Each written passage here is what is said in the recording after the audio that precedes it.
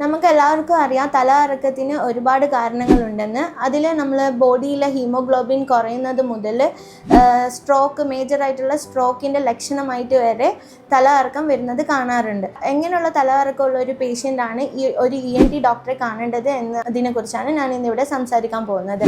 അതിൽ മെയിനായിട്ട് 4 കണ്ടീഷൻസ് ആണുള്ളത്. ഫസ്റ്റത്തെ ഇതെന്ന് പറയുന്നത് പൊസിഷണൽ വെർട്ടിഗോ, അതായത് നമ്മൾ ഹെഡ് അല്ലെങ്കിൽ ബോഡി പൊസിഷനിൽ ചേഞ്ച് വരുമ്പോൾ ഉണ്ടാവുന്ന ഒരു തല കറക്കം. അത് ഒരു 1 മിനിറ്റിൽ കുറവായിട്ടായിരിക്കും യൂഷ്വലി കണ്ടുവരാറുള്ളത്. അതിൻ്റെ കൂടെ നോസിയ അല്ലെങ്കിൽ വോമിറ്റിംഗ് ഒക്കെ കാണാറുണ്ട്. അങ്ങനെയുള്ള BPPV പൊസിഷണൽ വെർട്ടിഗോ ആണെങ്കിൽ നിങ്ങൾ പ്രോപ്പറായിട്ട് ഒരു ENT ഡോക്ടറെ കണ്ട് അതിനുള്ള ട്രീറ്റ്മെൻറ്റ് എടുക്കേണ്ടതാണ്.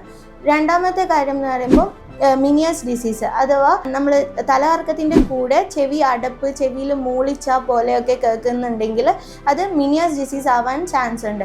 അപ്പോൾ അങ്ങനെ ഒരു ഇതിലും ENT ഡോക്ടറെ കണ്ട് പ്രോപ്പറായിട്ട് ട്രീറ്റ്മെൻറ്റ് എടുക്കേണ്ടതാണ്. മൂന്നാമത്തെ കണ്ടീഷൻ എന്ന് പറയുമ്പം നമുക്കൊരു ഫ്ലൂ അല്ലെങ്കിൽ ജലദോഷപ്പനി വന്നതിന് ശേഷം സിവിയർ ആയിട്ടുള്ള തലകറക്കം വരിക. അതിന് ലാബ്രിന്തൈറ്റിസ് എന്ന് പറഞ്ഞ രോഗാവസ്ഥയിലാണ് അങ്ങനെ കാണാറുള്ളത്. പിന്നെ നാലാമത്തെ കണ്ടീഷൻ എന്ന് പറയുമ്പോൾ നമുക്ക് മൈഗ്രെയിൻ വരുന്ന പോലെ എന്തെങ്കിലും ഒരു ട്രിഗറിങ് ഫാക്ടേഴ്സ് കാരണം ഹെഡ് ഏക്കും അതിൻ്റെ കൂടെ തലകറക്കവും വരികയാണെങ്കിൽ അത് വെസ്റ്റിബുലാർ മൈഗ്രെയിൻ എന്ന് പറഞ്ഞ ഒരു രോഗാവസ്ഥയാണ്. അപ്പോഴും നിങ്ങൾ പ്രോപ്പറായിട്ടുള്ള ഒരു ENT ഡോക്ടറെ കണ്ട് അതിന് ട്രീറ്റ്മെൻറ്റ് എടുക്കേണ്ടതാണ്.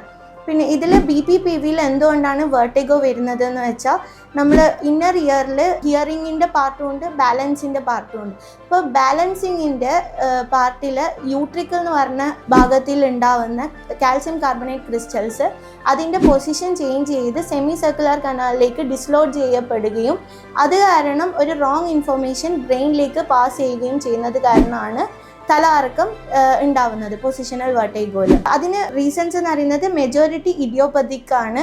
പിന്നെ ഏജ് ഇൻക്രീസ് ആവുന്നവരും അതിൻ്റെ ചാൻസ് ഇൻക്രീസ് ആയിട്ട് കാണാറുണ്ട്. പിന്നെ അതേപോലെ തന്നെ എന്തെങ്കിലും ട്രോമ, തലയ്ക്ക് എന്തെങ്കിലും അടിപ്പെടുമ്പോൾ അതിനുശേഷവും ഇങ്ങനെ വരാറുള്ളതായിട്ട് കാണാം. എന്തെങ്കിലും ഇൻഫെക്ഷൻസ് ഉണ്ടായി അതിനുശേഷവും BPPV അല്ലെങ്കിൽ പൊസിഷണൽ വെർട്ടിഗോ കണ്ടുവരാറുണ്ട്. പൊസിഷണൽ വെർട്ടിഗോ ഡയഗ്നോസിസ് ചെയ്യാൻ വേണ്ടി മെയിനായിട്ട് നമ്മൾ ഡിപ്പെൻഡ് ചെയ്യുന്നത് പേഷ്യൻ്റെ ഹിസ്റ്ററിയാണ്. അതായത് പേഷ്യൻറ്റിന് എങ്ങനെയാണ് തലകറക്കം വന്നത്, എന്തെങ്കിലും പൊസിഷൻ അല്ലെങ്കിൽ ഹെഡ് മൂവ്മെൻറ്റ്സ് ചെയ്തതിന് ശേഷമാണ് തലകറക്കം വന്നത്, ആൻഡ് അത് എത്ര നേരം ലാസ്റ്റ് ചെയ്യുന്നുണ്ട്. അതായത് BPPVയിൽ ഞാൻ പറഞ്ഞതുപോലെ തന്നെ എപ്പോഴും ഒരു 1 മിനിറ്റിൽ ലെസ് ദാൻ അല്ലെങ്കിൽ ഭയങ്കര ബ്രീഫായിട്ടുള്ള ഒരു ടൈമിൽ മാത്രമേ തലകറക്കം കണ്ടുവരാറുള്ളൂ. അതിൻ്റെ കൂടെ നോസിയ അല്ലെങ്കിൽ വോമിറ്റിംഗ് സെൻസേഷനും കൂടിയും കാണാറുണ്ട്. പിന്നെ അതേപോലെ തന്നെ നമുക്ക് ഡിക്സാൽപേക്ക് ടെസ്റ്റ് എന്ന് പറഞ്ഞിട്ട് ഒരു ടെസ്റ്റ് ഉണ്ട്. അതിൽ നമുക്ക് കൺഫേം ചെയ്യാൻ പറ്റും അത് ഇവർക്ക് പൊസിഷണൽ വെർട്ടിഗോ തന്നെയാണോ അല്ലയോ എന്നുള്ളത്. പിന്നെ അഡ്വാൻസ്ഡ് ടെസ്റ്റിംഗ് ആയിട്ടുള്ള വീഡിയോ നിസ്റ്റാഗ്മോഗ്രാഫി പോലെയുള്ള കാര്യങ്ങളും ഉണ്ട്. ഇതിൻ്റെ ട്രീറ്റ്മെൻറ്റ് എന്ന് പറയുമ്പം മെയിനായിട്ട് റീപൊസിഷനിങ് മെനോവേഴ്സ് ആണ്. എപ്ലീസ് മെനോവർ എന്ന് പറയുന്നത് അത് ഡോക്ടർ ചെയ്യുന്ന ഒരു എക്സസൈസാണ്, അതൊരു ഒരു മെനോവറാണ്.